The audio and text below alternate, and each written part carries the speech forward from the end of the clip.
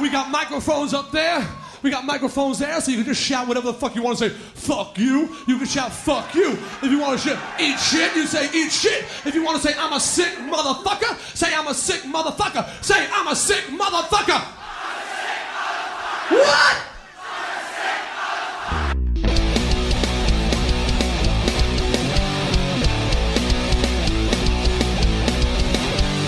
Grab a chair, messy where when it's a down. It's my podcast. This guy's insane. Rock your brain. It's just a song. It's the Viera Vault. Smack 'em a gob.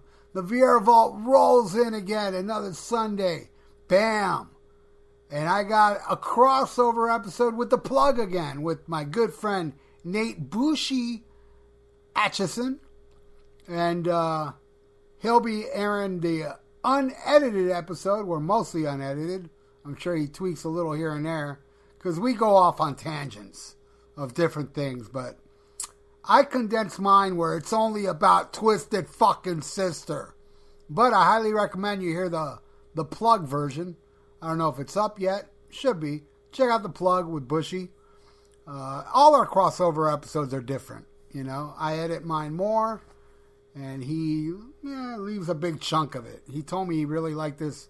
And I did too. I liked all the banter we did, you know, before we started talking about Twisted Sister, in the middle and in the end. Good stuff. But, you know, again, I want mine to be different than his. But it's still awesome when we only talk about Twisted fucking Sister. So, let's get into it already.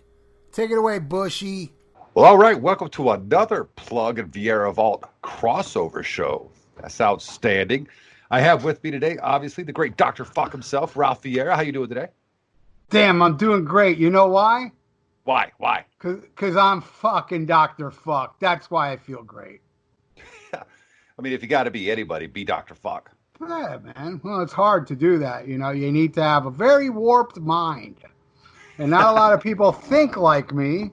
So, you know. And plus, I love America, bro. The United States of America. I am a proud American citizen.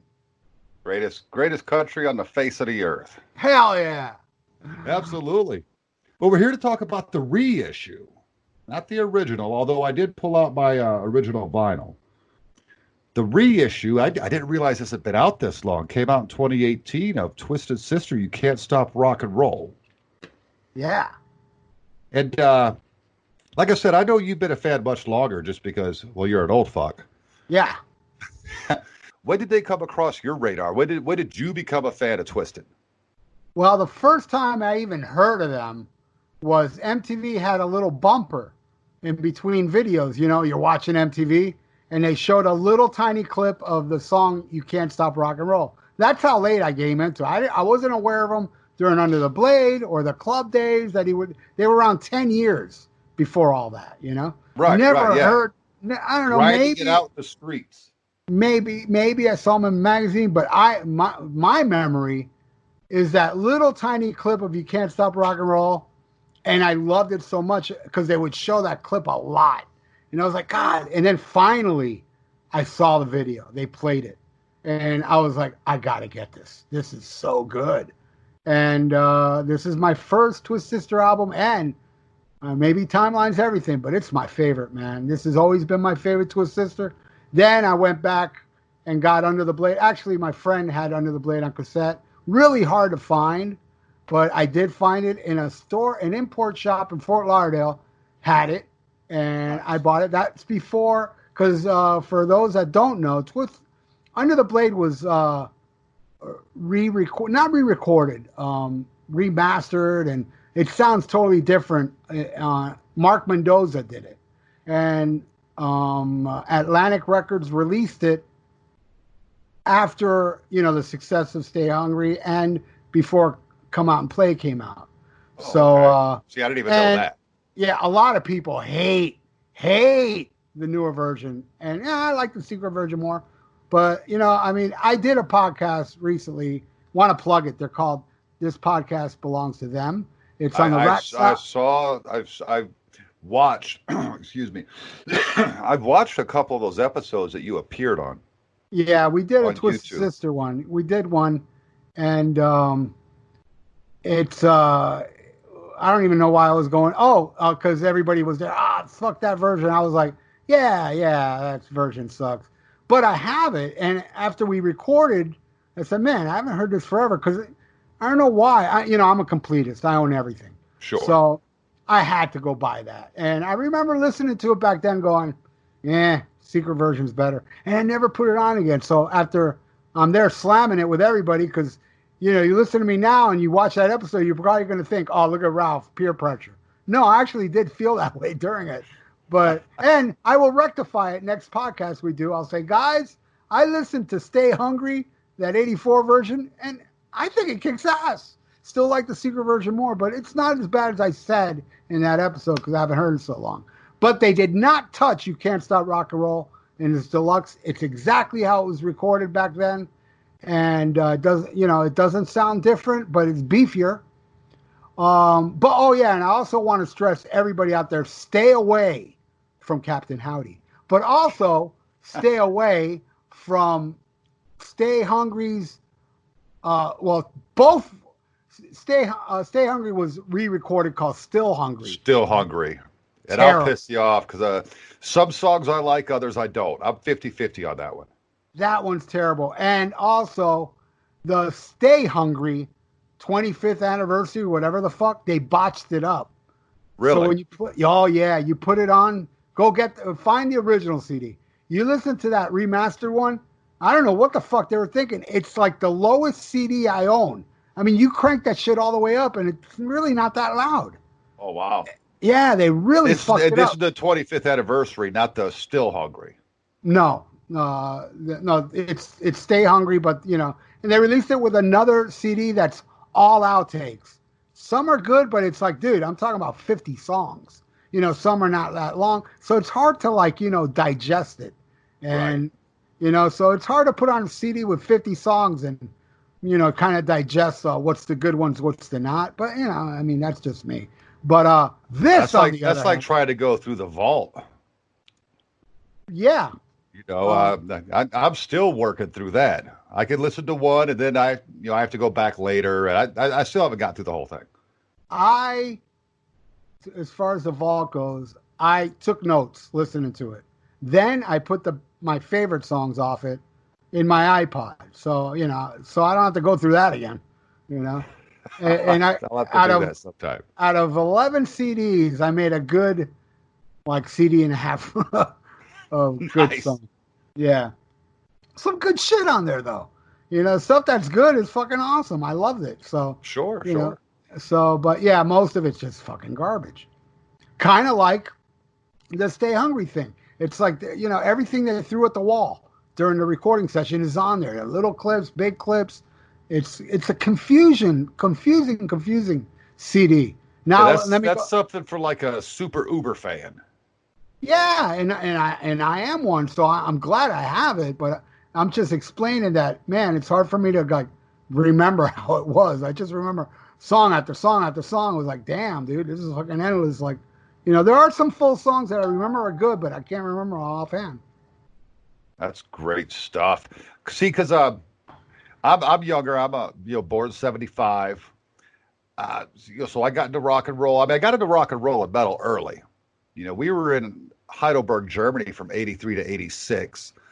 And I know that at some point while we were there is when I got into rock and metal because my dad gave me the Kiss debut and Kiss Alive because he didn't want that, clown shit. Yeah. And I had a buddy, we would talk Kiss all the time because you know how kids are. Even though Kiss had dropped the makeup by this point, we're still discovering them. So it was just as magical for us as it was for you guys when they first came out. Right.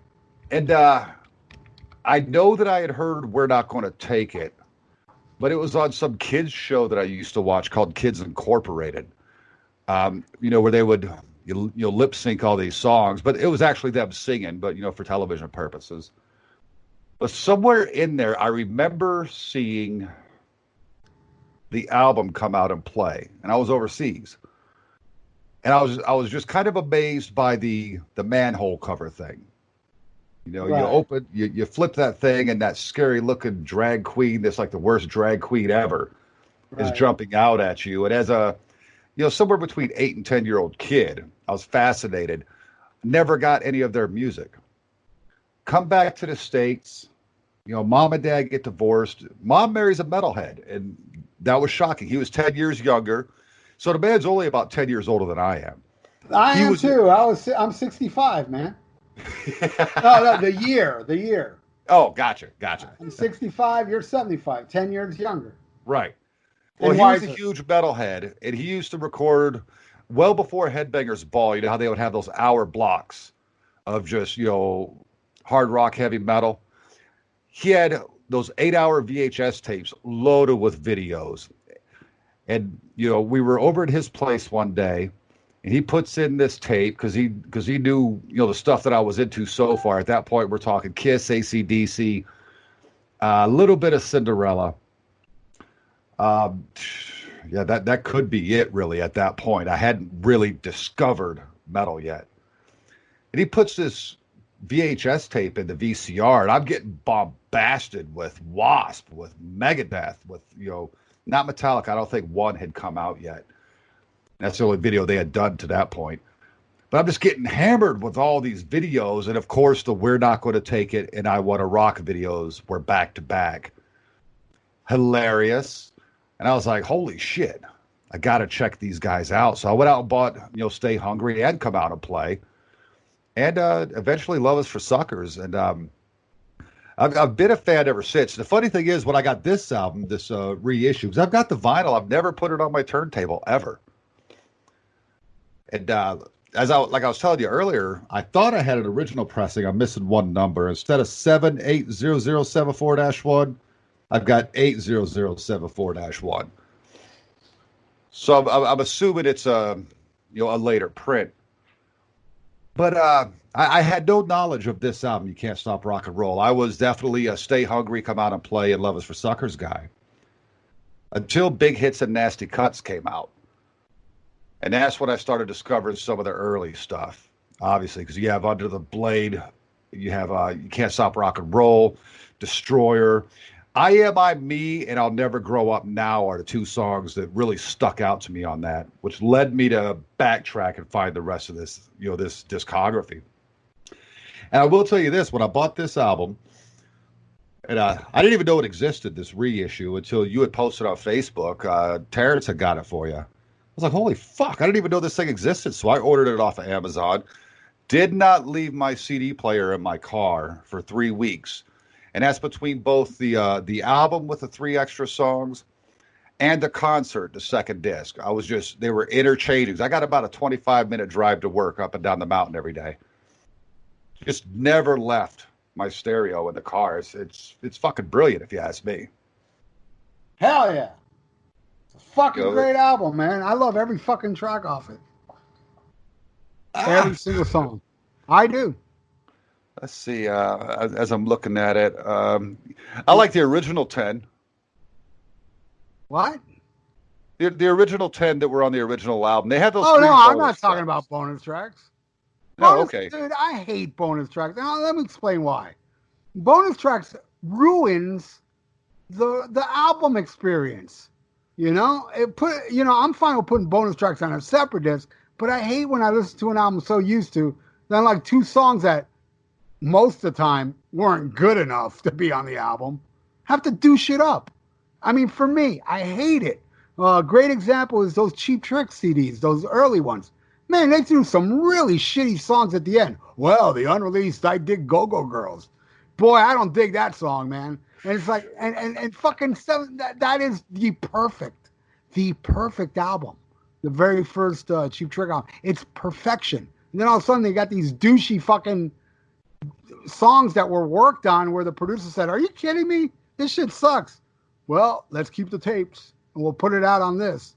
Right. So, saying bonus tracks does not represent an album to me, especially an album I grew up on. Now, these bonus tracks came out on the first reissue of You Can't Stop Rock and Roll. This is the second reissue.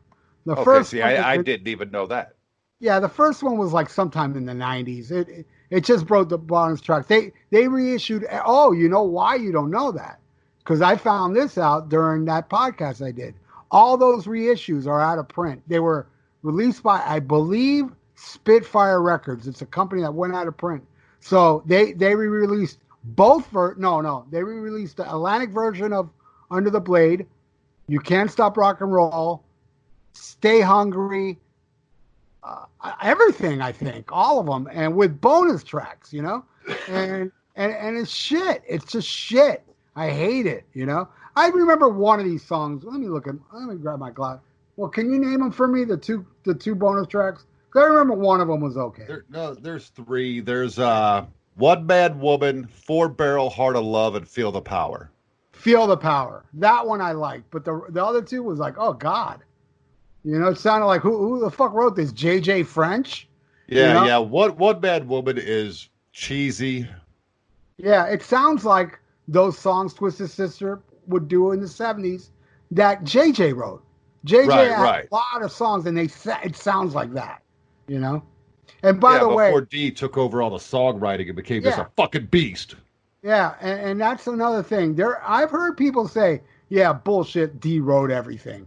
Because it says all music and lyrics by D. Snyder. Well, if you are aware, I don't know if you're aware of this, Bushy, but there's a war going on with D. Snyder and Tom Warman, the guy that produced the album. Yeah, I've seen Twitter feuds between these guys. Well, there's an audio interview that, man, while he's totally bashing D, then he flips and goes, it's a shame because the guy's a genius.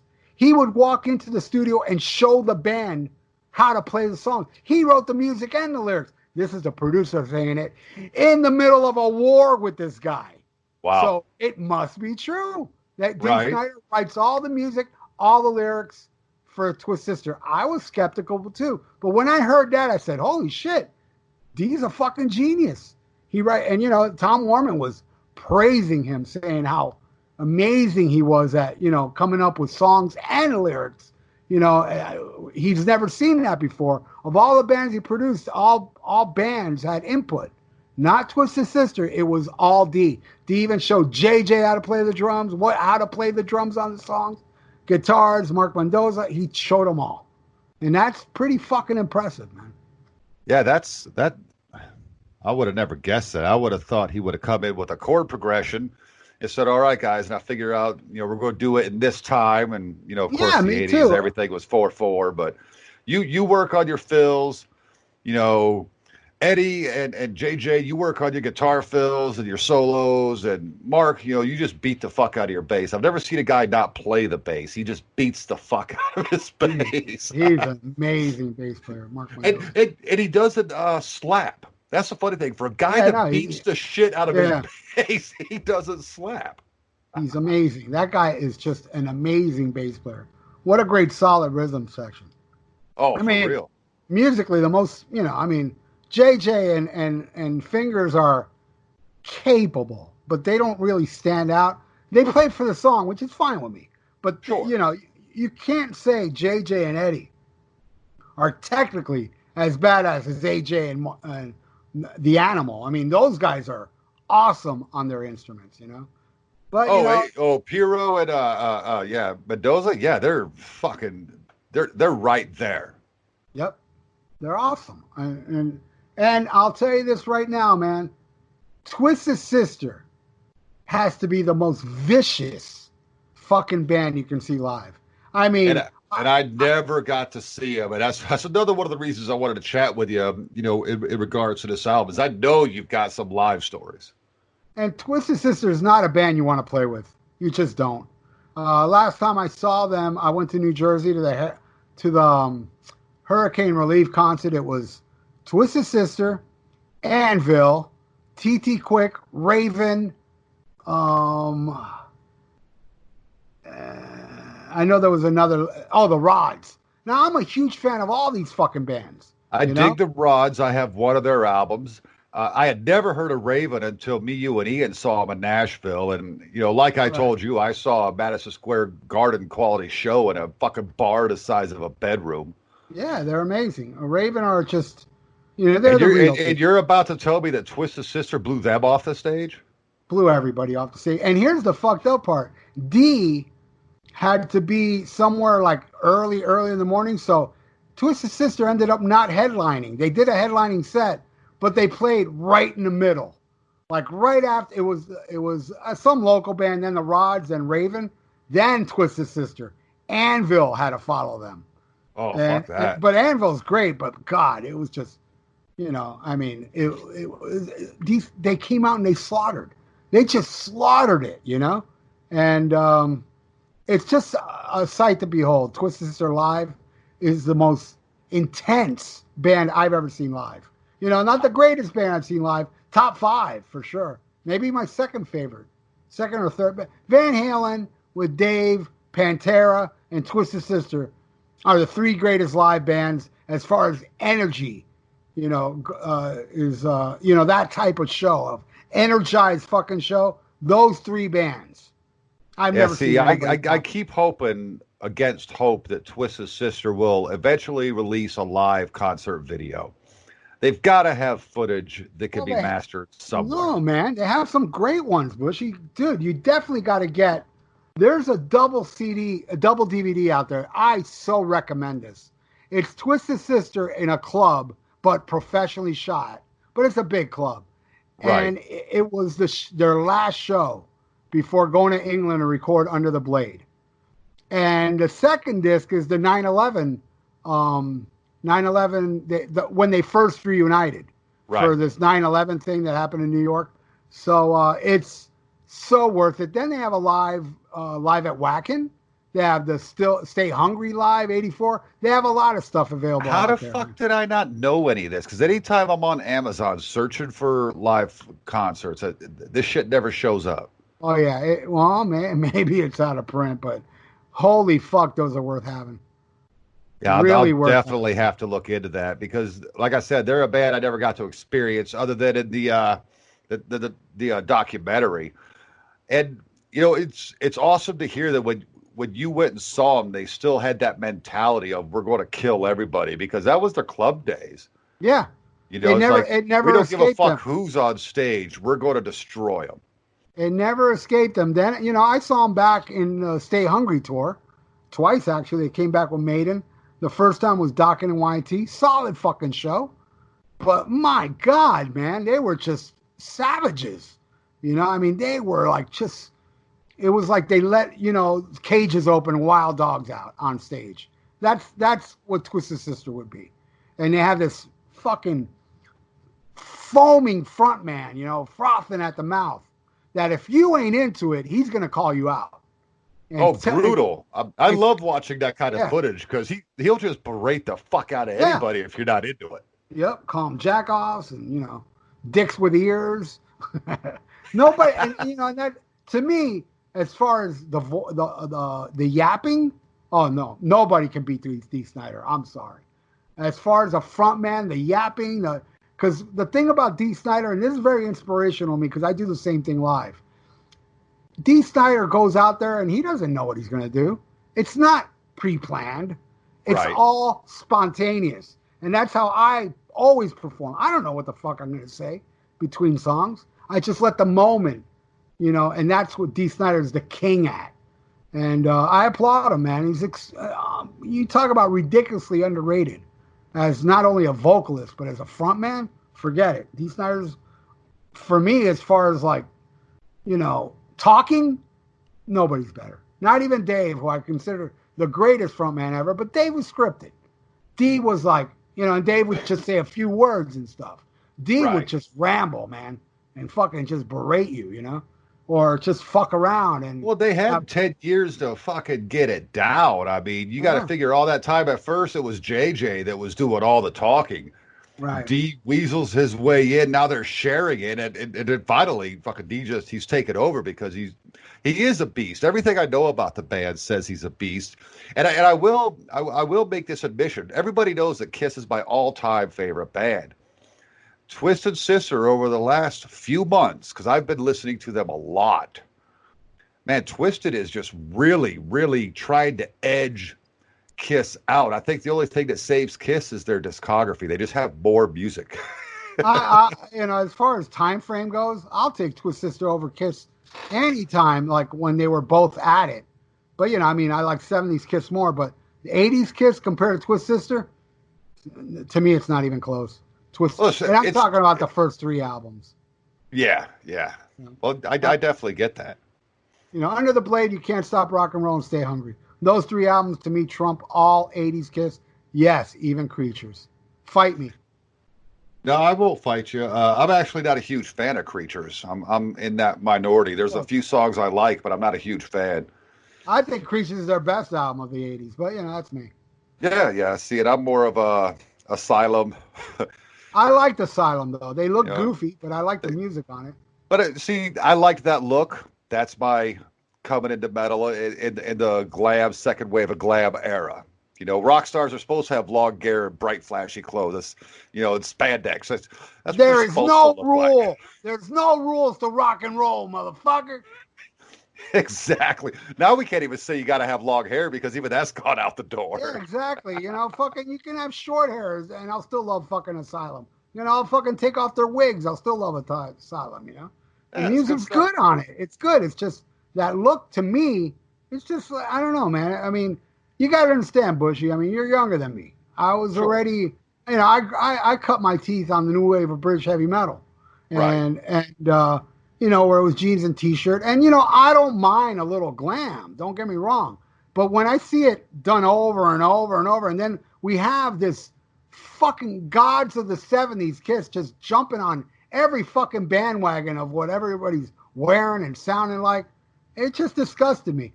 But Asylum has some strong music on it, but you wouldn't know. Strong music. Yeah, you wouldn't know this if the look, because I'm a music fan, I'm a fan of music. You can look as ridiculous as you want, but in the end, if the music's good, fuck the look, Absolutely. I tend to like goofier shit. Like, I don't know how you feel about the song, but All Night's like, I fucking love that stupid song. Dude, that song is so bad, it's great.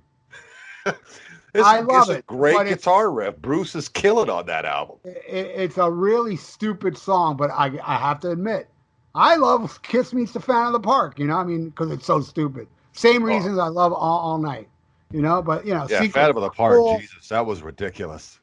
Love it. I'm not going to lie, love it.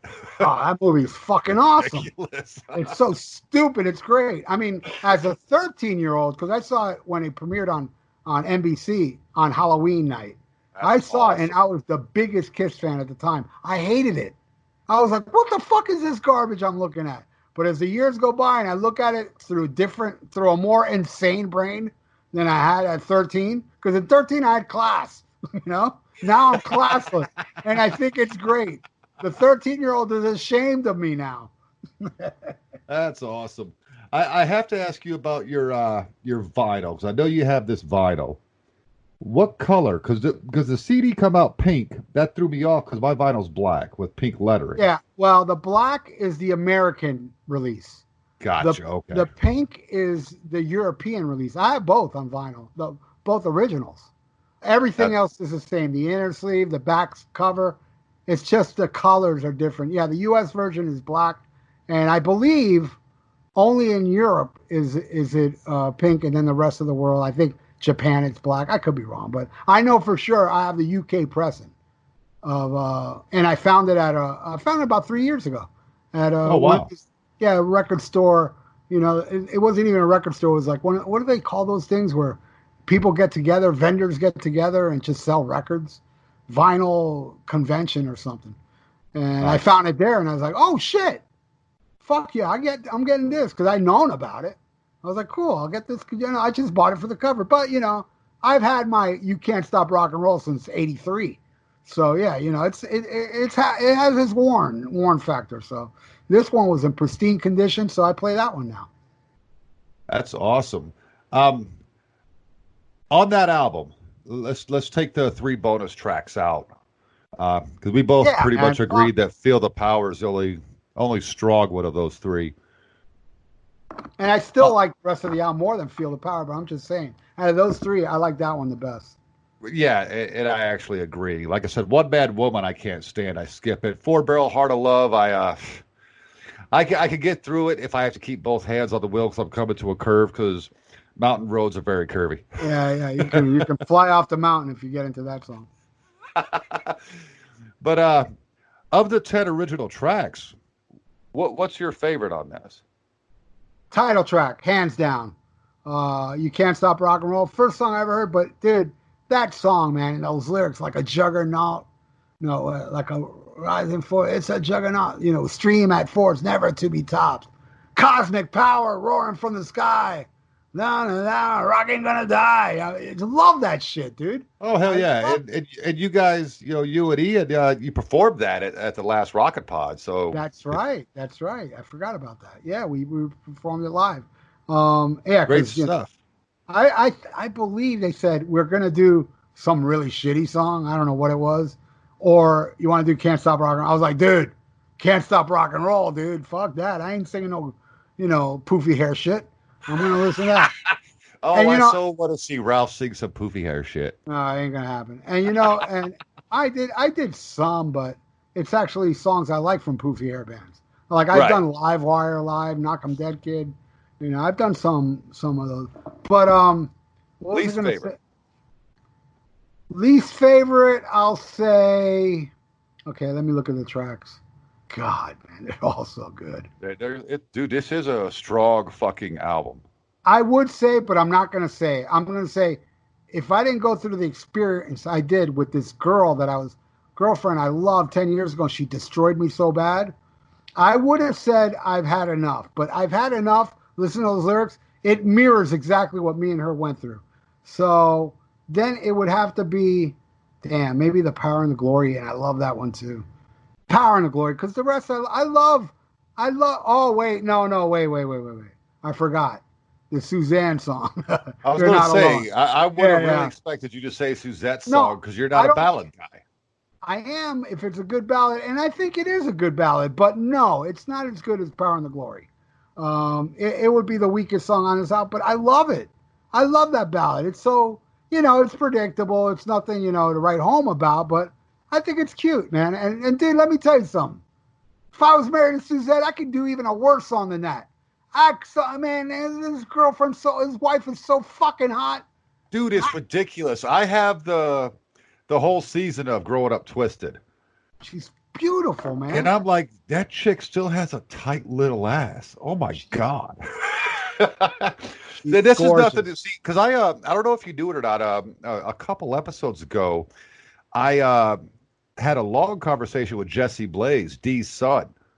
Oh. Cool. Because he had an upcoming album coming out, and all of his stuff had been released to iTunes. And I had him on. We talked for almost 2 hours. And I couldn't say that to him. Dude, mom's got a great fucking small, tight ass. You can't say that. He'd probably say, you know what? I agree with you. I can't. I mean, I know it's my mom and all, and yeah, of course I wouldn't bang her because it's my mom. But yeah. I mean, my eyes are functioning. She's hot. Yeah. Dee's got it going on for the ugly son of a bitch he is. Let me just say that. Yeah. No, and he pursued her when she was 16 or 15. Right. And the great thing is, he didn't do anything, so he never had to go to prison. Exactly. But they've been together since then. They're still together. That's the greatest fucking story in rock and roll ever because fuck Ozzy and Shannon because I think Sharon. Because I think she hurts Ozzy more than helps him, even though he's alive because of her. Yeah, she helped him in the beginning. Now he's a cash cow. Yeah. But those two, that's a great rock and roll romance story. Yeah, it's great. It's amazing. So I mean, you can people goof on Steven Tyler and Ted Nugent for having young chicks back then, but they're not with them anymore. Dee is. So Dee is different than. I wouldn't even consider him a pedo if you really think about it. She was probably hot as fuck as 15 and looked 18, and he stuck around and he married her and look, they're still together. So you can't goof on D. You can't. No. And my understanding is they didn't do shit. They till she was of age. And she's your ass will go to jail. And she's also a tough chick. She's a New Yorker. She Yeah. and your little bimbo shit. She was a very smart woman that, kept D in line, Absolutely. So, there you go. And the parents weren't too thrilled, you know. I've Oh, I'm heard the whole sure. story from D itself. But, there you go. But they're See, still together, and I would write a song like that to her even worse. Because, I don't give a fuck. I could just write a song going, oh my God, thank you for marrying me on a loop if I was married to her. I tell you what, I don't hate that song. When I hear it, and it could be because I got it a Twisted Sister later on, and even though Love Is for Suckers has that kind of sound on it, with a much more mid late '80s glam sound, but it's got that vibe of "You're Not Alone." It seems to me that somebody like Dokken should be singing that song. Does that make sense to you? Just the way he sings, "You're not alone," and you got the background vocals. It's like that's a Yeah, Dawkins song. yeah, That's the not a big fucking vocal. Twisted Sister song. It's the big vocals, but you got to also remember Dokken wasn't really around when they recorded this song. Oh, I You know know, that. I'm just trying to make a comparison as to when I hear this. It sounds alien to me in the context of Twisted Sister the way I know them. I Because also have to stress. the I have price to doesn't stress. sound like that. No, but I also have to stress. I know Dokken was around back then because we're gonna have Pickle Whistler. Dokken's been around since like the '70s. I understand that, but as far as like D. Snyder hearing Dokken, oh, I highly doubt it when he wrote this album. Well, no, because you got to figure they were doing Suzette's song before they even penned "Fucking Under the Blade." That's the Oh, first really? song he ever fucking wrote. Oh, I see. I did not see. You're teaching me now. Dude, just watch the documentary. I have the documentary. What? We are sick We are motherfuckers. Twisted Fucking Sister. Yeah, that's what JJ's talking about how, D wants to go this certain way and Jay, talks shit to him. What, do you write songs? And D said, yes, I do. And that's the first song he ever wrote was You're Not Okay. Alone. I don't remember. I remember actually that part. That part you're talking about, but I don't remember him talking about "You're Not Alone." We got to watch it again. I haven't seen that forever. I own the Yeah, Blu-ray, which has because JJ says, oh, it's about Suzette. That's cute. yeah. And then D was crushed. And it didn't make the first record. Well, the Blu-ray, by the way, for that is got a shit ton of bonus material. Highly See, I've got to recommend. get the Blu-ray. I bought it on Voodoo. So Yeah, all I have there's- is the documentary. Oh no, there's some great stories left off because it's so long. Right. It's really long. If they would have added all that, it'd be a 3-hour movie. There's a lot of cool extras on that Blu-ray. Well, see, I think it could have been a 3-hour movie because it's never boring at all. No, it's not. Learning that early history, when JJ's done with the drug and hippie scene and moves into the glam David Bowie, Mott the Hoople type scene, and joins this band. That's all stuff I didn't know at all. And it never slows down. It's always interesting. I love that they got those old school fans that were tearing up the clubs. That's a brilliant documentary. And the shit they went through, man. You want to talk about a band that stuck together through thick and thin, but then fame destroyed them because Dee's ego got too big. Sure. But back then it was all for one for all, and they did it, dude. And that's why I tell you what, having seen the documentary and then getting this reissue, like I said, my vinyl never touched. The needle hasn't touched it since I've owned it. It was one of those, I wanted to have it so that I had it because I have all their stuff digitally, Right. We're going to make it. It's hands down my favorite song on this album. I love the guitar riffs, and I love the message. It's basically it's talking about all the bullshit they're going through, and it's like, no, fuck it, we're doing this. Yeah. That was a great that's attitude. hands down my favorite song on the album. Yeah, he was prolific. He was prolific on two things: on "We're Gonna Make It," and then "The Price." You listen to "The Price" now, it's like, holy shit. He's talking about the demise of Twisted Sister, which just happens 2 years later. 3 years later. It didn't take long, man. You fucking No, they destroyed themselves. Dude, come out and play. No matter whether you like it or hate it, it was the worst album for the time. It's like, what the fuck? Leader of the Pack? Are you serious? And then, they didn't even release Ruby School. But there's gems on there. Fire Never Stops, Kill or Be Killed. I love the title track. There's some good stuff on there, but for the most part, what are you thinking? I love Billy Joel, but why are you putting Billy Joel on there? Dude, I don't know, because Be Cruel to Your School with Alice Cooper, I love that song. Ugh. Always did. Man. You know what happened is they fell victim to MTV. Yeah. Because MTV was this new medium. And now we can make this cartoon version of us and sell more albums. And they just kind of suffered from that because there's other songs that could have been singles off of that record that weren't singles. Right. Fire, what was that you say? Fire Still Burns, Kill or Be Killed. Dude, I love I Believe in You. It's like my second favorite Twisted Sister ballad. I think it's fucking brilliant. Those guitars, the way they whine, it's an amazing track. And I think that's Dee talking about, hey, we're there. And nobody gets it anymore. This is what I need to hear. Right. And then Love Is for Suckers, I don't talk to anybody about because nobody likes that album but me. No, I like the first three songs.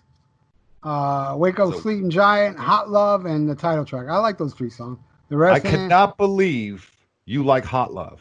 Love it. Love that song. Great pop tune. Hey, I'm a big fan of Photograph from Def Leppard. And that shit's one of those songs you can categorize as, oh my God, this shit's always on the radio. Yep, I agree it is. And I never get sick of it. They are just fucking terrible. That's great. I'm talking about the people, not the song. Yeah.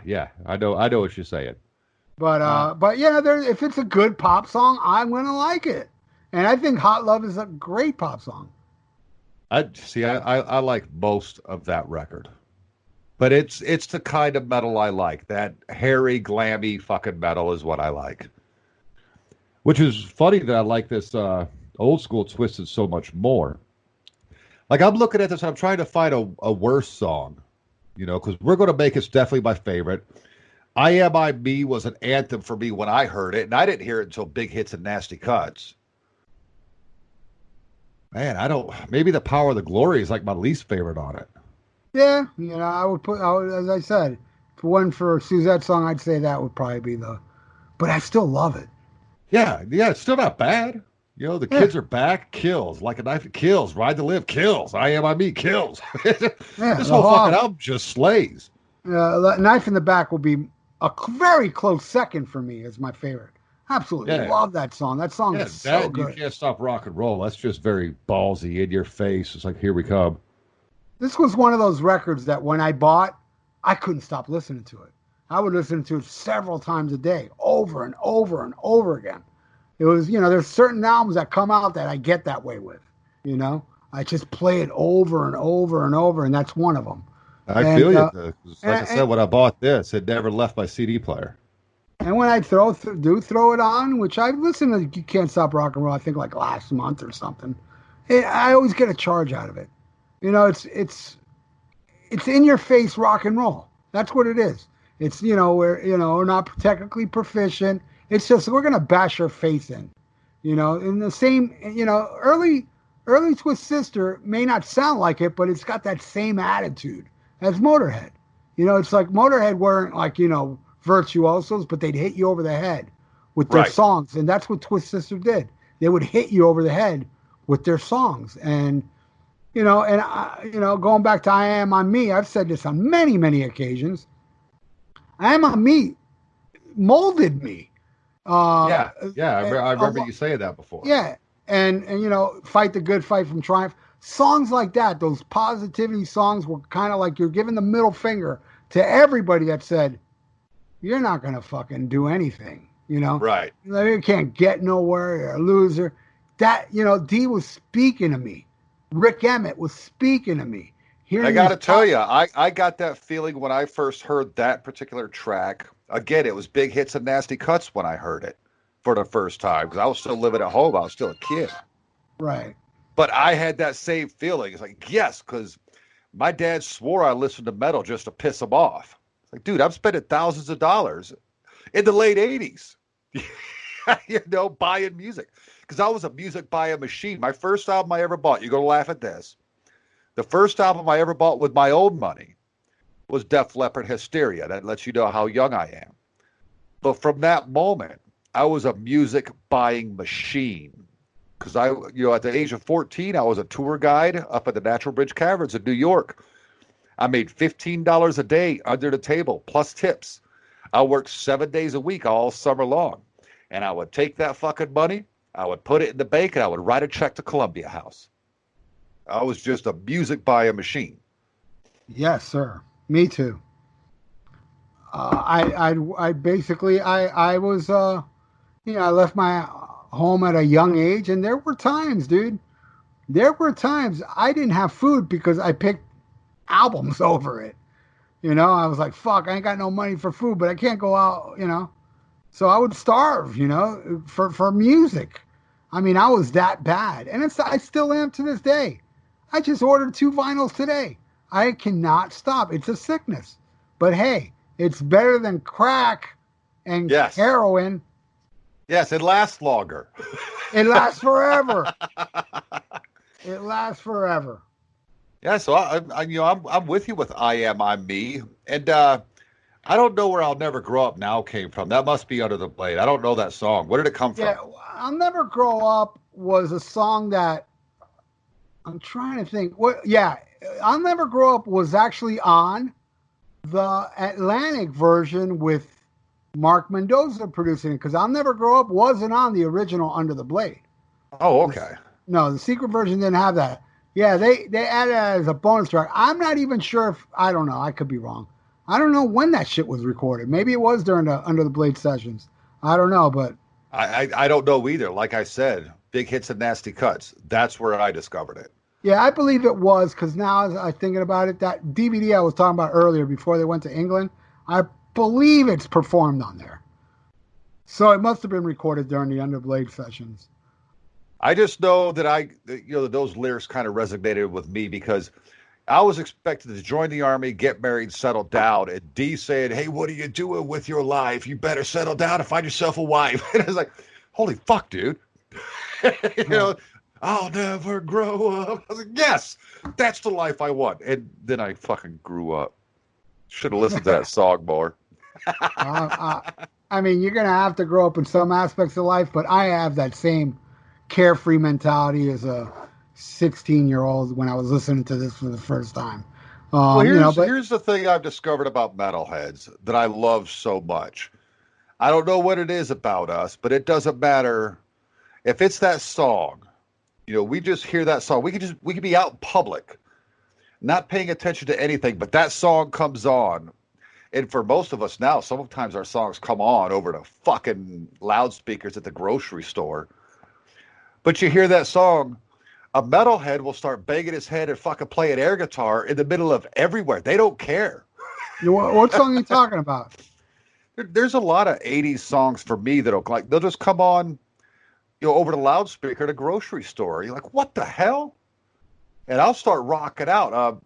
Best example for me, I was in we have a grocery chain up here called Ingles. And I was walking through there, just doing grocery shopping.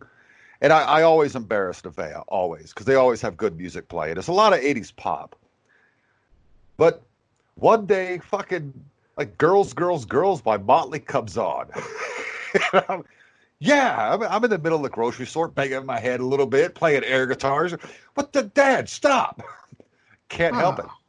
But I've seen bunches of people do that before. Metalhead. Honestly, I would have been on Nevaeh's side. Be like, dude, stop that shit. Song sucks. Yeah, I know you don't like girls. Whatever. I don't like girls.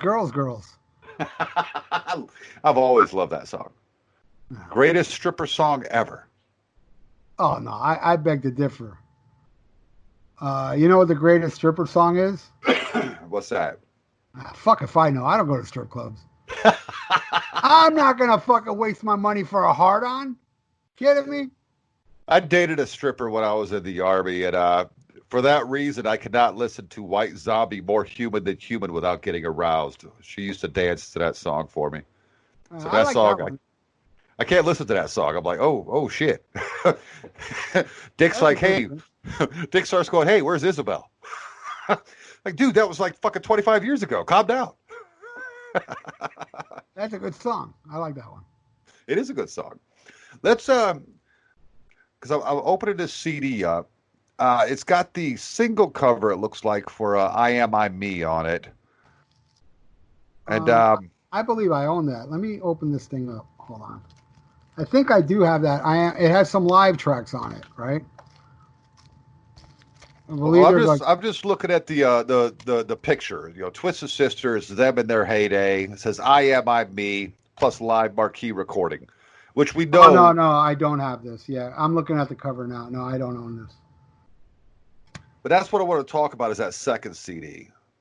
Because blistering set. Because I love the live at the Hammersmith. You know, I found that on Discogs, and I gave you the heads up that you can get it on vinyl as well. Great fucking recording. I never knew it'd even come out on vinyl. Oh yeah, I got it on vinyl. I know. I told you about it. Oh, okay, yeah, dude, I love that vinyl. I told you where to get it. Nice, awesome. Thank you. Yeah, you're welcome. I remember that because I was like, dude, guess what I just got? And you were like, holy fuck, I didn't know that was on vinyl. And I told you how to get your hands on it. Yeah, I love that vinyl. That was several years ago. Now that one hits my turntable a lot. One of my all-time favorite live records. It may not be in print anymore. I think. It's maybe very expensive now, the vinyl version. Yeah, that's the one I got, and it's fucking pimp. That's all I know. And it hits my turntable a lot. If I'm in the mood for live music, it's either Kiss Alive or Twisted Sister Live at the Hammersmith. That one's a great one too. I always ran around saying, dude, the best live album after the 70s for me was Live at Hammersmith. I gotta say, man, I think the Marquee Show is even better. Dude, it's really, really good. I was shocked to see that Leader of the Pack. I didn't realize they were doing it. Oh yeah, that's a club song. That went way so back. Long ago. And when they played it in the clubs, it was one of the very popular songs back then. That's why, Dee thought, well, it was big for us in the clubs. Let's try it again. And little did he know, that shit has changed since the club days, dude. See, I disagree. I prefer the studio recording. I'll come out and play to this. Oh my God, I'm shocked. Yeah, I don't think it works live. I don't think it works anyway. Even the original didn't work for me, man. And I like those old fucking Motown things. I can respect that. But Live at the Marquee '83, dude, this is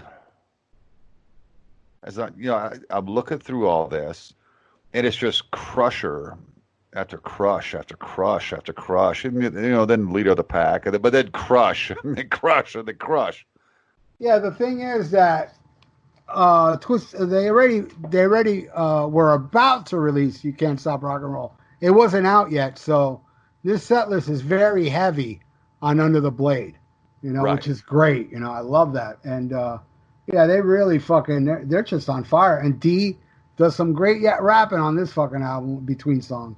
Oh hell yeah, he's amazing. JJ's also amazing when he talks. He's that New York fuck you, we're scumbags attitude. I love it. I gotta say, I like that they still brought covers in. They got 2 albums worth of material. They could have split it up with Strictly Under the Blade and thrown in a couple more, tracks off that You Can't Stop Rock and Roll. Well, let me tell you that Dee Snider saw Led Zeppelin in Madison Square Garden right when Physical Graffiti was released. I mean, it was brand new. Okay. And Robert Plant says on stage, this next song's off the new album. It's called Kashmir. And he said he saw so many people leaving to use the bathroom or to get a beer because nobody cares about new songs. And, he's talking about 76. It still happens today. There's a lot of people that, I'm not one of them. I want to hear new songs. But the majority of people that go to shows, they just want to hear the songs they know. The way that motherfucker took on Congress, for fuck's sake. As a scumbag. Yes. He went in there all scummy looking, but he destroyed them. Because they jean jacket with the sleeves cut off, Twisted Sister patch on the back, big fucking hair. And hit him with intelligence and hit him with logic. I love it. But him walking in, the way he looked, Congress looked at him going, ha ha, oh man, it's like a lamb coming to slaughter. And yes, it was, but the tables were turned. They got slaughtered by D. Snyder. If we're going to talk about that, we have to talk about when they're talking about Under the Blade and the sadomasochism, and he's trying to explain what the song was about to him.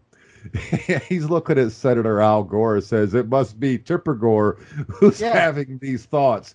Dude, have you ever seen a politician more angry without saying anything? Dude, he was pissed.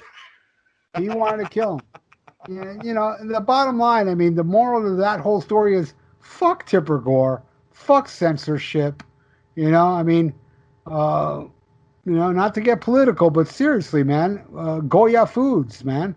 I don't like it. I'm not a fan of Cuban food, but you know, this guy praises Trump, and now people want to boycott. What happened to free speech? Yeah, you know, and that's exactly what Tipper Gore was. No different than what's going on today. You can't have if you don't fall in line and believe what I believe in, you're wrong, and we're gonna boycott you, dude. It's like it's more accepted now. But back then in the '80s, man, like the song, we're not gonna take this shit. Yeah. You know, fuck you, you know? And then, the beautiful thing about it is you got D. Snyder, fucking cigarettes. You got D. Snyder that gives that brilliant speech and answers those questions and just lays waste to them. And then you have Frank Zappa, who really came across intelligent, because I always thought he was a Nimrod. I don't like Zappa at all. Musically, I don't know anything about him. I don't like his goofy music. I love, some Zappa albums, but I don't think he came off that good. I think D. Snyder and John Denver came out better. John Denver, that's where I was going to go next. John Denver was great, but the only complaint I had with Frank Zappa's during that was he was a little too attacky, and it didn't really make the rock scene, sound more legit. Where D said it in a very like she must have, sadomasochist thoughts in kind of like in passing, where, Frank Zappa wrote down, I'm going to insult these fuckers, which is great. Don't get me wrong. But if all three of them were like Frank Zappa, believe me, the Congress would have won. So what Frank Zappa did that day, thank God John Denver and D. Snyder were there to, make up for, what the Congress wanted. They wanted somebody to go in there and attack them, and so they can look like unreasonable bad guys. Yes. And I'm not like against what Frank Zappa said. I'm just saying what they wanted, Frank gave them, and what D and John Denver gave them, they didn't want. You know what I'm saying? Yeah, because I think you would expect D. Snyder to come in and give an argument as to why you shouldn't censor music. Because you would expect that from him. I don't think they expected him to be as eloquent as he was. He's a very smart guy. D. Snyder's very, very smart. He absolutely is. I don't think they expected John Denver to come in on the side of these guys here. It's not that he was on the side of those guys here. He was just on the side of the First fucking Amendment. That's a great thing, guys. If you haven't ever seen that, you have to watch that footage of John Denver, Frank Zappa, D. Snyder, and those whole PMRC, Parents Music Resource Center hearings, those Senate hearings. It's fucking brilliant. You might be able to skip the Frank Zappa shit because he's a tool anyway. I never did like him. Well, I mean, I do, but I'm just saying, what he said was cool, but it wasn't the time or place for it, Best thing to come out of Frank Zappa was Steve Vai. Okay. Terry Bozzio ain't no slouch either, bro. No, definitely not. You don't like fucking, do you hear me? Fucking Missing Persons. Come on, that's 80s pop. You should like that shit. I'm weird on 80s pop too. I don't like it either, but I'm just saying. I figure you would. No, I mean I like Debbie Gibson and Tiffany and shit like that, but hey. You do? Actually, you really do, or are you just kidding? No, I really do. All right, man. I can't believe I'm holding in my laughter. You want to laugh? I'll give you a laugh. I've even played it on the fucking radio. Electric Youth. Yes. Hell yeah. Debbie Gibson's brutal. Is there anything else we could possibly say about this record? Yeah, go buy it. Oh, for fucking real, this reissue, it's worth it if for no other reason than that second CD, that Live at the Marquee Club, 1983. Yeah, nah, you're gonna love that studio EP. Get them both. LP. Well, yeah. Just skip over the bonus tracks. Yeah. Fuck the bonus tracks. And, once You Can't Stop Rock and Roll is over, take it out. It's why I haven't really played this CD ever. And I bought it, but this one I don't listen to it because I have You Can't Stop Rock and Roll on vinyl. I have the Marquee on vinyl, so I don't have to be interrupted by 3 bonus tracks. You know what I mean? Listen to it as I grew up with it. Fuck bonus tracks. Put it on a separate CD. That I'm all for. Just do not taint my fucking album, what I grew up with. Thank you. Outstanding. Quick question. Dee Snider's solo album. Now, he has a live album coming out soon. Solo album, Made in America or American Made. Or no, For the Love of Metal. Yeah. American Made is just one of my favorite songs. What do you think of that album? I mean, that's fucking... D is like, he's like, you know what? I'm not even rock and roll type metal anymore. I'm fucking metal. Yeah, but, I love the first half. The first side, every song, including American Made, I think it's great. The second part, I don't know, man. It has a little, some modern metal, popular, trendy metal on there. And then it ends with a great title track. The title track's great. But I'd say half that album is really, really good. The other half, trying to get a little too modern for me. You can say I'm stuck in old times because all the new bands I like have that classic feel. Like, all the new bands I like is like side one of For the Love of Metal. You know what I mean? Right. What is it? Yesterday Don't Mean Nothing or something like that. The second track on that album is so good. I Gave You Yesterday. So fucking good. I mean, the whole first side is fucking phenomenal. Love it. Yeah, it's absolutely brilliant. I actually like most of the album. I'm actually trying to pull it up. You know what you like, Bushy, if you haven't heard it, is the first Widowmaker. Oh, I have it. Blood and Bullets. I believe. Hold on a second. Let me Blood and scroll. Bullets is totally down your alley. I like some of it. Some of it's a little too poppy.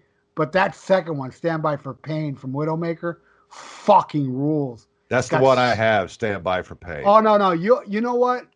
Blood and Bullets is more your speed. Because I love Stand By for Pain. That shit just doesn't fuck around. That album fucking rules. Every track is great. But, Blood and Bullets is more, more hairbandish, more of that type of hairband feel. Though it does have some smoking tracks on it, though. Right on there, Bushy. Well, thank you again for having me on and giving me the opportunity to do a crossover show. And hope you all enjoyed what we did. And Bushy, you go do your thing. I'm going in the vault. All right, I definitely will. I can't wait to hear what you put on the vault, in the Viera vault. And all I'm going to say is, motherfuckers, buy vinyl, and we'll see you next time.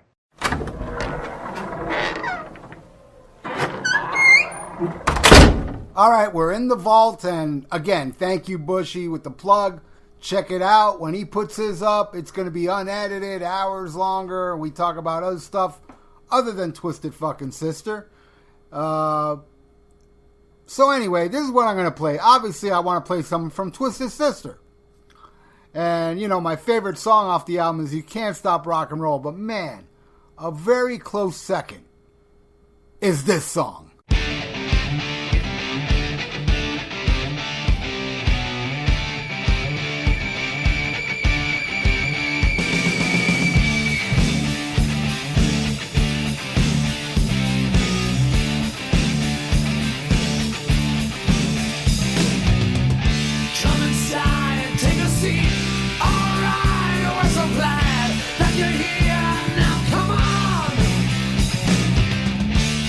Drink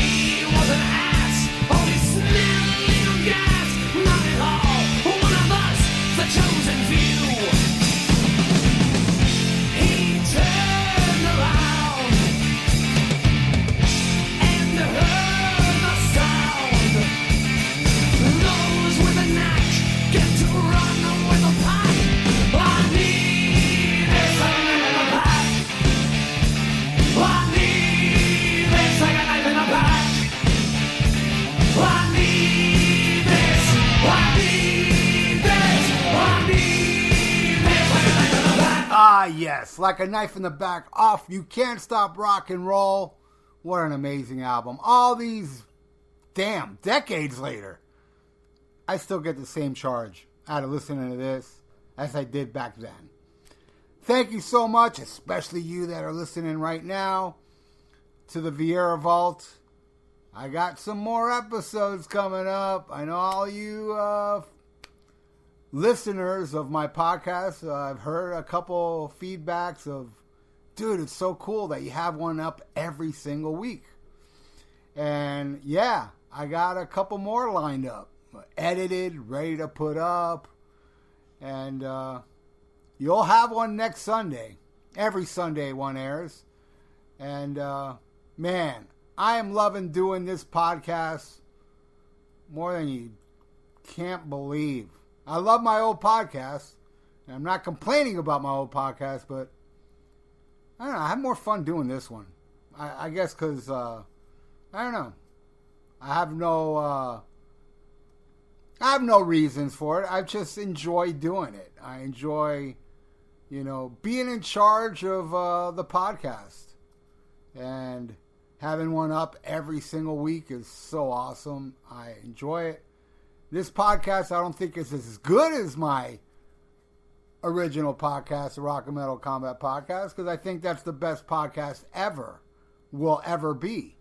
So I'm not comparing both of us. I'll say it right now. That one's the best. But I'm having more fun doing this one. If that makes any sense. Well, I'm starting not to make sense. It's time to go to bed, too. Thanks for listening, everybody. Till next week. Schmack 'em a gab.